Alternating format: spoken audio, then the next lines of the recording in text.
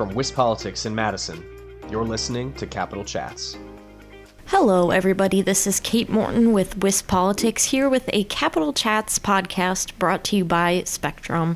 Today I'm in the office with my colleague Adam Kellenhofer to talk about an interview he did with Mark Rice, who is Wisdom's Transformational Justice Campaign Coordinator. So, Adam, we've seen prisons in the news a lot lately, so what do you guys talk about? Hi, Kate. Yeah, so it might surprise some people, but we did talk about prisons. We primarily talked about the lockdowns that are going on at 3 Wisconsin prisons, mainly at Waupun and Green Bay Correctional.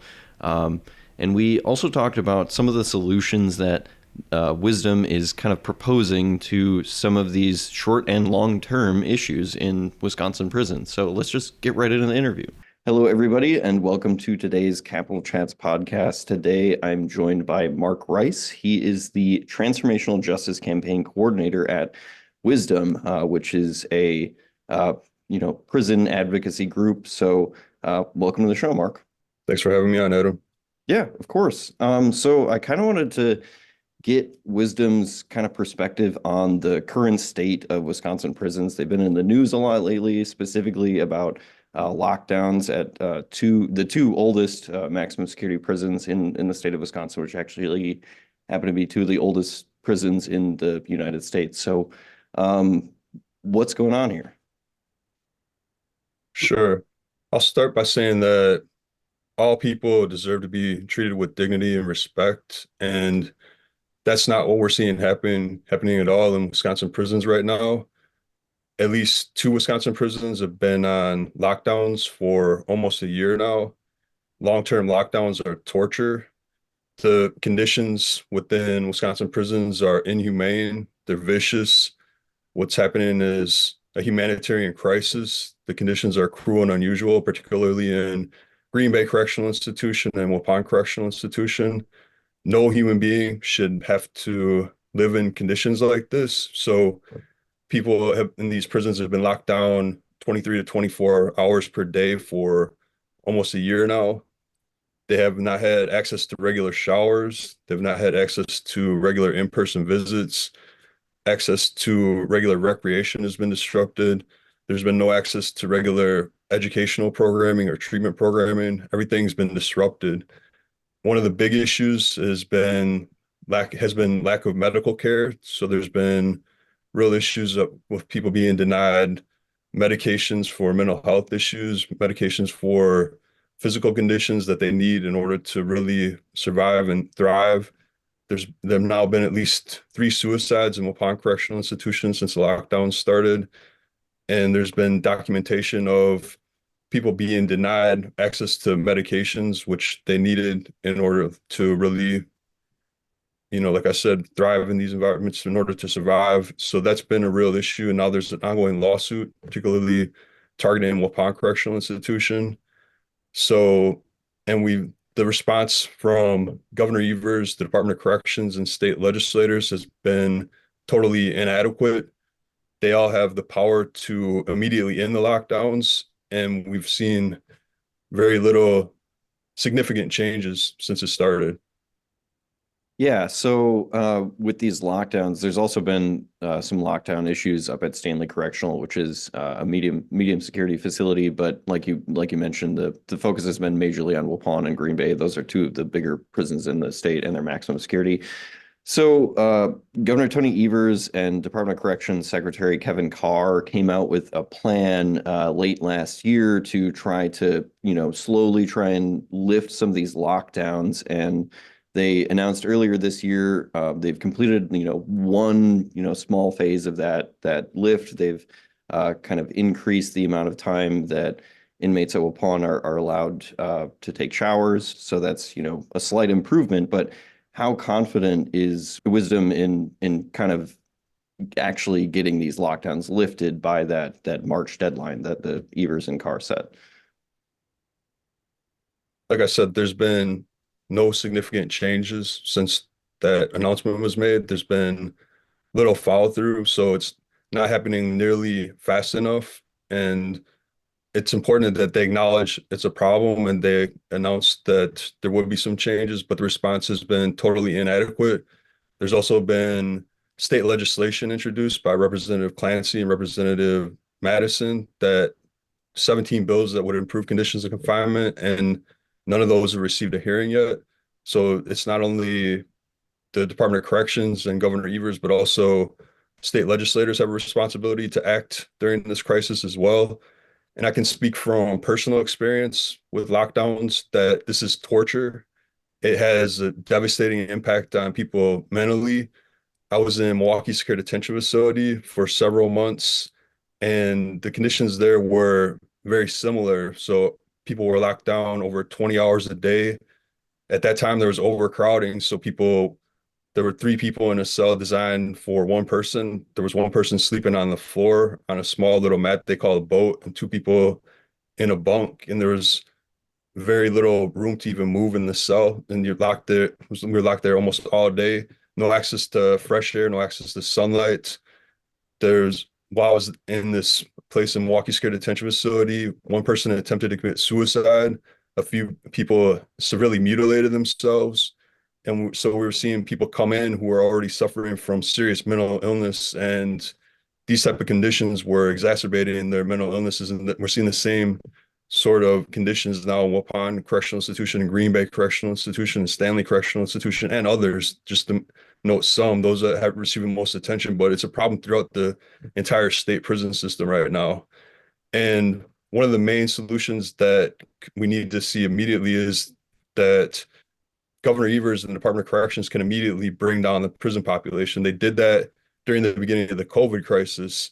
Secretary Carr announced an immediate policy change that reduced the population by 1,200 people during the beginning of the COVID crisis, primarily by releasing people who were in for technical violations, or what we call crimeless revocation. So the Department of Corrections has that power to immediately reduce the prison population. Also, Governor Evers has the power to use his commutation powers to immediately bring down the prison population during an emergency situation, crisis like this. And so what we're seeing now is also an emergency situation. It's a crisis as well, similar to what we saw during the COVID crisis. Unfortunately, it's not being treated like that by Governor Evers and the Department of Corrections and the state legislature.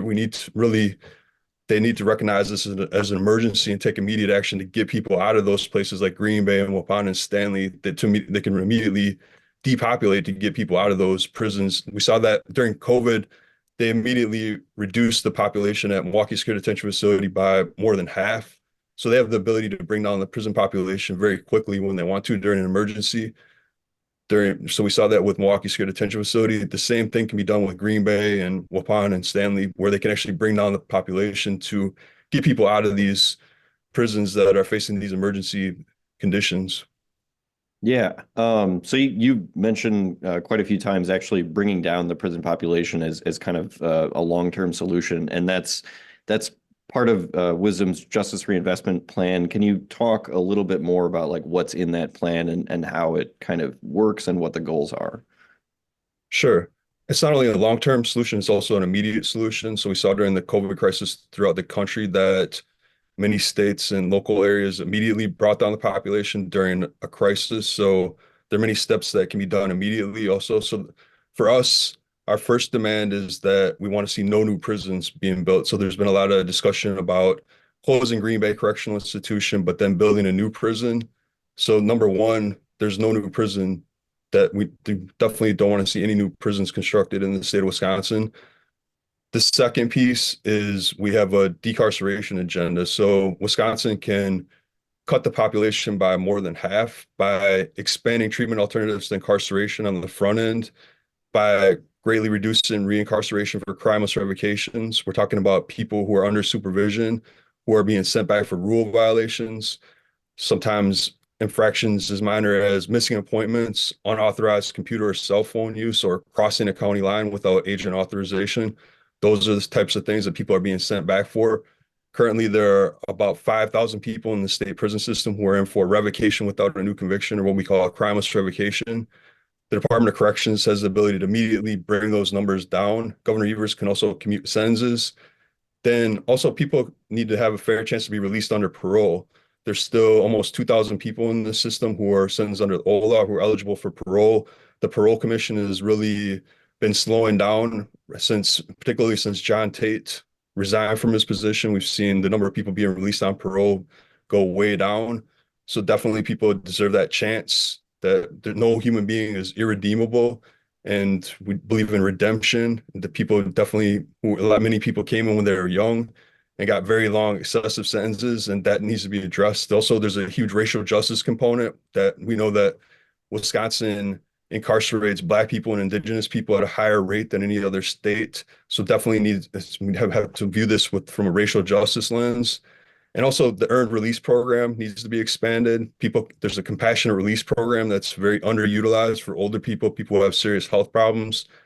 And then, like I said, on the back end, definitely need to reduce the number of people being sent back for technical violations. And much of this, like I said, can be done immediately by the Department of Corrections. Governor Evers can begin to use his commutation authority to immediately begin releasing people. And Governor Evers, it's important to remember that when he first ran for governor, he promised to work with organizations like Wisdom to cut the state's prison population in half. He said that Milwaukee Secure Detention Facility should be closed as soon as possible. He said that Green Bay Correctional Institution should be closed. And so he needs to step up and follow through with his promises on that right now, particularly during an emergency situation like we're seeing with the lockdowns.